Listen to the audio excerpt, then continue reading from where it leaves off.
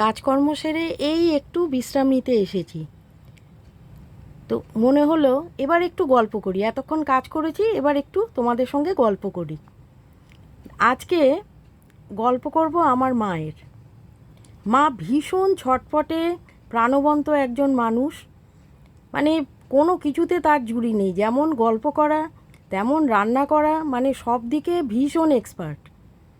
কিন্তু মার মধ্যে প্রচণ্ড ছেলে মানুষই এখনও বর্তমান, খুব ছেলে মানুষ। তার জন্য প্রকারান্তরে আমি মেয়ে হয়ে মায়ের মা হয়ে গেছি, আর মা আমার মেয়ে হয়ে গেছেন।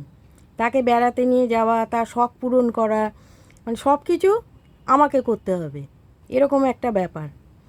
তো মার আজকে যে গল্পটা করব সেটা হচ্ছে, মা ভীষণ ভূতে ভয় পান, প্রচণ্ড ভীতু। মানে যতক্ষণ সূর্যের আলো আছে ততক্ষণ মার অ্যাটিটিউড দেখার মতো, মানে পারলে বিশ্বজয় করে ফেলেন, এরকম একটা ব্যাপার। হ্যাঁ, আমি কিছুতে ভয় পাই না।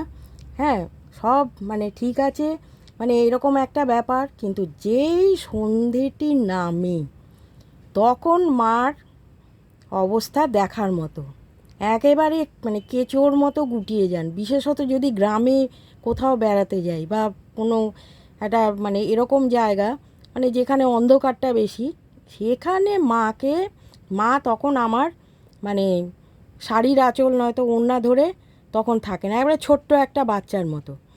তো একবার কি হয়েছে, ঘাটশিলায় গেছি বেড়াতে।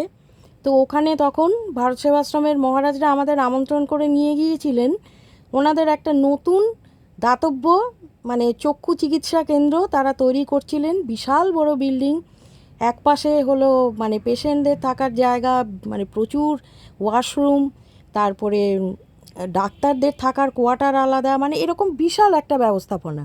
আমাদের দারুণ লেগেছিল। তো মহারাজ ওখানে আমাদের একটা বিশাল বড় ঘর দিয়েছিলেন, যার মধ্যে 4টে বেড ছিল। তো সেদিন শুনলাম বিকেলবেলায় যে একজন ডাক্তার আসছেন, মানে ভিজিট করতে আসছেন, মানে 2 দিন উনি থেকে পেশেন্টদের দেখে তারপর উনি আবার কলকাতা ফেরত যাবেন। তো আমরা ওনাকে তো রিসিভ করতে গেছি গাড়ি করে, ওনাকে নিয়ে এসেছি, ওনার সঙ্গে নানাবিধ মানে গল্প খুব জমে গেছে। তো এইবার উনি গল্প করছেন, মানে ওনার একটা ভৌতিক অভিজ্ঞতা হয়েছে। ওই সামনে একটা বিল্ডিং ছিল তখন, মানে ডাক্তারদের কোয়ার্টার তখনও গড়ে ওঠেনি, ওই বিল্ডিংয়েই থাকতে হতো।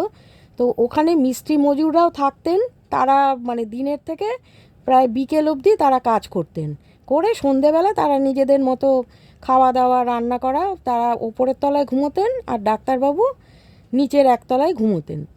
তো ওনার একটা এরকম মানে কিছু মানে ভৌতিক অভিজ্ঞতা হয়েছে।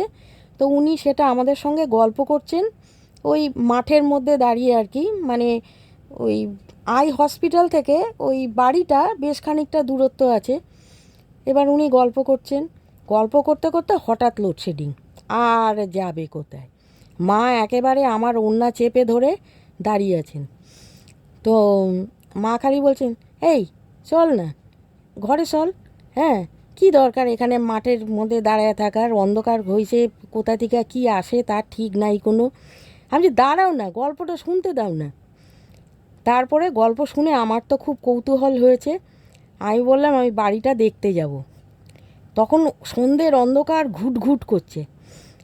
মা বলছে, তোর না বড্ড বেশি সাহস, কি দরকার এইসবের মধ্যে যাওয়ার, কোনো মানে হয় না, চল দেখি, ঘরে চল, ঘরে চল। আমি না, আমি যখন তুমি ঘরে যাও আমি তোমাকে পৌঁছে দিচ্ছি, আমি টর্চ আছে হাতে, আমি গিয়ে একটু দেখে আসবো। মা বলে, তোর না বড্ড বেশি সাহস, ঠিক আছে আমিও যাবো, কিন্তু তরে ধৈর্য ধৈর্য। আমি ঠিক আছে, তুমি ধৈর্য ধৈর্যই আসো।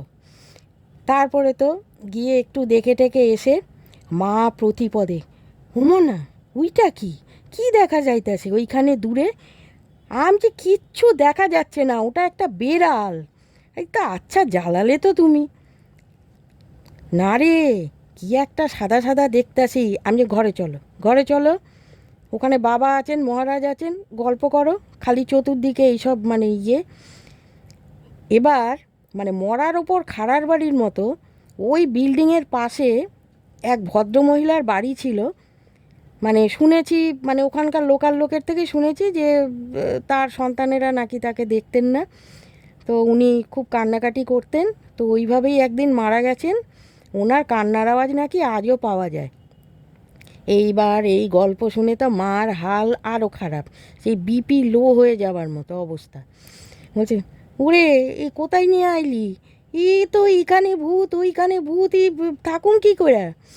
আমি যে, আরে বাবা কিছু হবে না, এতজন তো রয়েছি আমরা, এত ভয় কিসের। তারপর বলে, উড়ি বাবা রে, আমি কালই চলে যামু বাড়ি, আমি এখানে থাকুম না, বাপ রে বাপ চতুর্দিকে ভূত গিজ গিজ করতেছে। আমি যে ঠিক আছে গিজ গিজ করতেছে, তো আমরা জ্যান্ত লোকেরাও তো গিজ গিজ করছি নাকি। ওফ। এবার রাতে ওই খাওয়ার জায়গায় ক্যান্টিনে খেতে যাব, মা আমাকে শক্ত করে আমার হাত জড়িয়ে ধরে আছে, এক পাও নড়ছে না আমাকে ছেড়ে। এইবার উঠে যাচ্ছি ওয়াশরুমে, আমাকে বাইরে দাঁড়িয়ে থাকতে হচ্ছে তাকে পাহারা দেওয়ার জন্য। তারপরে, ওমনা আসিস নাকি, আসস তো। আর হ্যাঁ রে বাবা আছি দাঁড়িয়ে, তুমি ওয়াশরুমে কাজ সেরে তাড়াতাড়ি বেরো, খাবার ক্যান্টিনে ডাক পড়ে গেছে অনেকক্ষণ। এবার যাচ্ছি, যেতে যেতে হঠাৎ এক লাফ। হলো কী হলো, উরে বাপ রে বাপ, ওই দেখ অত বড় সাদা, এটা কি। আমি ভালো করে তাকিয়ে দেখি, ও হরি, একটা গরু বসে জাবর কাটছে। আমি যে, মা তোমার না মানে ছেলে মানুষের একেবারে মানে কোনো সীমা মানে নেই একেবারে, এটা গরুটা দেখতে পাচ্ছ না, দেখছস গরুটার কাণ্ড, কীরকম রাস্তার মধ্যে থাইকা জাবর কাটতেছে, আর আমার একেবারে ভয়ে প্রাণ একেবারে উইরা যাওয়ার জোগাড়। আমি, তুমি যদি এখন নিজে নিজে ভয় পাও, গরুটার দোষ কী, গরু তো তার নিজের জায়গায় বসে মানে জাবর কাটছে। তারপরে যাই হোক খেয়ে টেয়ে তো ঘরে এলাম, তার ঘুম নেই, তিনি চতুর্দিকে তখন ভূত দেখছেন, রাতে আমাকে ঘুমোতে দেননি। আমি আমার হাজবেন্ড পুরো জাগা, বাবা আরেক কোণা থেকে বিরক্তি প্রকাশ করছেন, আরে শুইয়া পড়ো তো, এত ছটফট করো তুমি, হ্যাঁ এত ভয় কিসের, আমরা তিনজন রয়েছি, তোমারে কি ভূতে তুইলা নিয়ে যাইব। হ্যাঁ, মা বলে, না বাবা আমার ভয় করতেছে, যদি জানলা দিয়ে হাত বাড়ায়। আমি যে, কিচ্ছু হাত বাড়াবে না, তুমি ঘুমো না। তো সারা রাত্রি মা একেবারে এই কাণ্ড করে একেবারে ঘুমোতে দেননি। মাঝরাতে হয়তো একটু ওয়াশরুমে যাব, না উঠলি কেন রে, কিছু দেখছস নাকি। ওরে বাবা, আমি কি মাঝরাতে একবার ওয়াশরুমে যেতে পারি না, এ তো মহা মুশকিল হলো দেখছি, দাঁড়া আমিও যাবো করে এই কাণ্ড। তারপরে সকালে উঠে সূর্যের আলো ফোটার পরই তিনি সেট, একেবারে শের সিং, উঠে একেবারে চতুর্দিকে মর্নিং ওয়াক করে টোরে এসে আমাকে বলছে, বুঝলি মোনা ভয়ের কিছুই নাই, ওইগুলি সব মহারাজদের থাকার জায়গা, সব দেখা এলাম, সব কিছু না খুব ভালো জায়গাটা বুঝলি, আর থাকি দুদিন। আমি ও বাবা, কাল রাতেই তো বলছিলি যে আজকে সকাল হলেই তুই বাড়ির দিকে মানে দৌড় মারবি। না রে, ভালোই জায়গাটা, খামোকা ভয় পাইছিলাম বুঝলি তো। এই হচ্ছেন আমার মা। ঠিক আছে, বেশ তোমাদের সঙ্গে গল্প করে বেশ ভালো লাগলো, একটু শেয়ার করলাম। ঠিক আছে, আসি।